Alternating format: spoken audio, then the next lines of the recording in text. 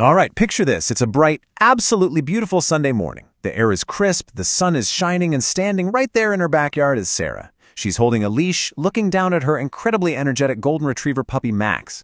Now, these two have been working hard together for 7 wonderful weeks since the very day she brought him home. And let me tell you, it's been quite the journey. We're talking countless treats, funny little moments, a fair share of mistakes, and just a whole lot of love. Welcome to This Explainer. Today, we are going to walk right alongside Sarah and Max to unpack exactly what happens when consistent, everyday practice collides with the totally unpredictable real world. So, let's dive right into this, because I want to ask you a question right off the bat. What is the true goal of dog training? I mean, really, is it just having a dog that acts like some kind of remote-controlled robot? Is it simply about strict obedience and keeping them in line? Or is there actually something much deeper going on under the surface? As we go through this explainer, I really want you to rethink what training a puppy actually means. We're going to see how moving beyond just barking out simple commands actually unlocks something pretty incredible between a human and an animal. Section 1. The Backyard Baseline. 7 weeks of practice. Okay, so before they even step foot outside their front gate, Sarah decides to do a quick review of the 5 core pillars of their communication. First, she says, "Max, sit." Boom, he sits immediately. Then she says, "Stay," takes a few steps backward, and Max, he remains perfectly still. Then she calls out, "Come," and he happily sprints right into her arms. "Down," and he lays completely relaxed on the grass. And finally, the really tough one. She places this super tempting biscuit right on the ground and says, "Leave it."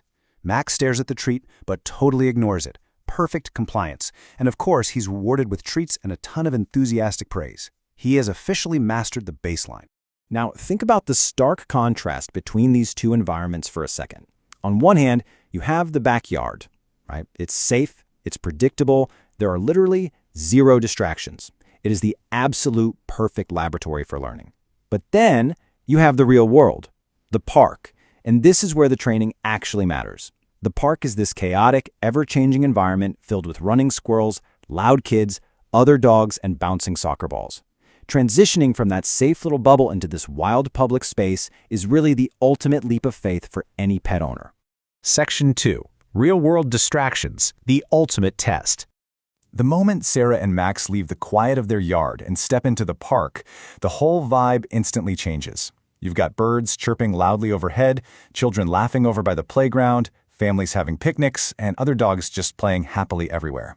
For a young golden retriever, this is basically an escalating sensory overload of a test for his impulse control. So, let's break this test down distraction by distraction. The very first challenge they encounter is this little beagle named Charlie. Max is instantly excited. His tail is just wagging a mile a minute, and his natural goofy puppy instinct is to just lunge forward and play. But Sarah stays totally calm. She simply says, "Sit," and Max, he sits right beside her. Only then does Charlie come over to sniff him, leading to a really friendly, tail-wagging greeting that leaves Charlie's owner smiling. So first test, passed with flying colors. But the park is relentless, man. As they keep walking, we hit distraction number 2, the absolute classic arch nemesis of literally every dog. A squirrel darting across the grass. Max's ears instantly perk up. You can see every single muscle in his body tense up, ready to bolt and chase it. But Sarah catches it right in time and says, "Leave it." Max stops dead in his tracks. He actually tears his eyes away from the squirrel and looks right back at Sarah.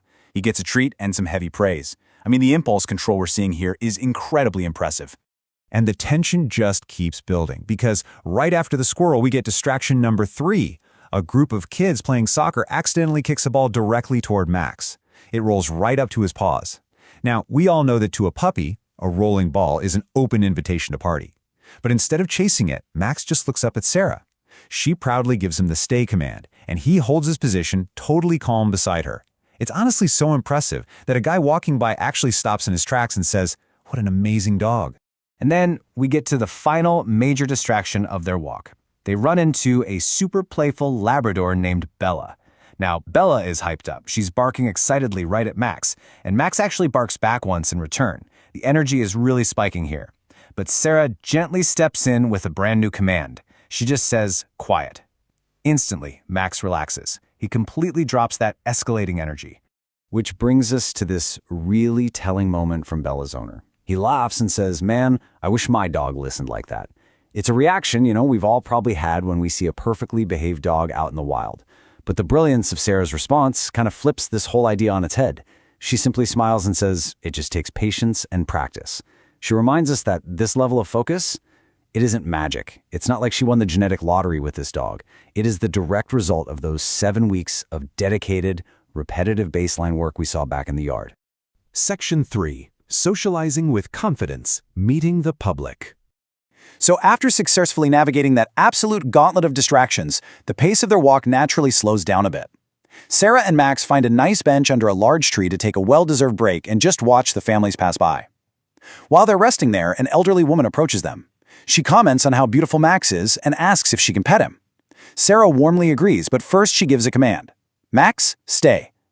Max sits there so politely while the woman gently strokes his fur. He's wagging his tail happily, and the woman calls him a sweet boy. Now notice how the stay command here isn't just about control or stopping a bad behavior. It's being actively used to facilitate a safe, sweet, and really gentle social interaction with the public. It protects both the dog and the people around him. Section 4. The Sunset Review. Returning to the baseline. As the afternoon sun begins to set, casting this gorgeous golden hue all over the neighborhood, Sarah and Max take a really peaceful walk home. Bringing their little micro-journey full circle, right back to where they started, Sarah decides to do one final review in the yard. Sit, perfect. Stay, perfect. Come, perfect. Down, perfect. Leave it, perfect. As she runs through these commands, Sarah's eyes actually fill with happy tears. She's just reflecting on the massive journey they've taken together in only 7 weeks. From that silly hyper puppy making all those little mistakes, to this incredibly focused, attuned companion standing right in front of her. Section 5. More than just obedience. The true purpose. So the crucial point here is, this was never just about getting a dog to sit on command. As we shift into the real emotional core of this explainer, we have to look past all the treats and the leashes and uncover the true purpose behind all this hard work. Honestly, if we were to rewrite the dictionary based entirely on Sarah and Max's journey, we'd have to completely redefine the word training. It's not some quest for absolute robotic perfection. Training is, at its absolute core, creating a shared language. It's a structured way of helping a human and an animal truly understand each other in a chaotic world. As they sit together on the porch, under a sky painted in orange and pink by the sunset, Sarah kneels down, hugs Max tightly, and verbalizes this exact realization.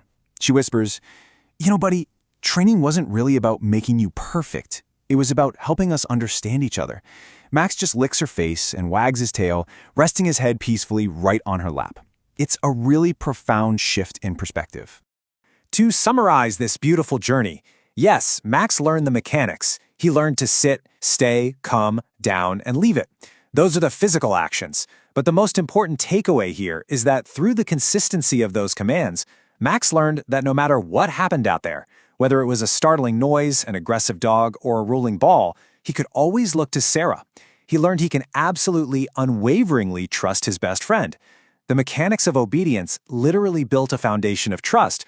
And that brings us to Sarah's final lesson. With patience, kindness, and love, a dog doesn't just become well-behaved, he becomes family. That is the true return on investment for all those hours spent out in the backyard. It bridges the gap between consistent practice and a deep, unbreakable familial bond. Which leaves us with this final thought to carry with you. A well-behaved dog is great, no doubt about it.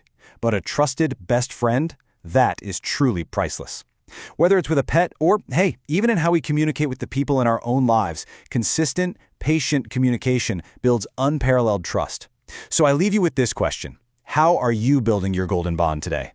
Thank you so much for exploring this journey with me, and I really hope it sparks a new curiosity about the incredible psychology of our human-animal connections.